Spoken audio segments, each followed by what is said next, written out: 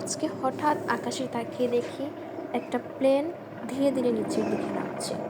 প্রথমে ভেবেছিলাম স্বাভাবিকভাবে নামছে, কিন্তু আস্তে আস্তে মনে হচ্ছিল কিছু একটা সমস্যা হয়েছে।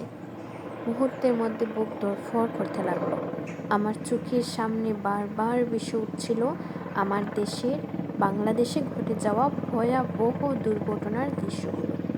মনে হচ্ছিল এই প্লেনটা হয়তো ঠিক এখনই নিচে নামবে আর আগুন ধরে যাবে। সে কয়েকটা সেকেন্ড আমি ভীষণ ভয় পেয়ে গিয়েছিলাম। সত্যি বলতে কি, মনে হচ্ছিল আমি সামনে বসে একটা দুর্ঘটনা ঘটতে দেখব। তবুও আমি সাহস করে মোবাইল বের করে ভিডিওটা করলাম, কারণ মুহূর্তটা মনে রাখার মতো।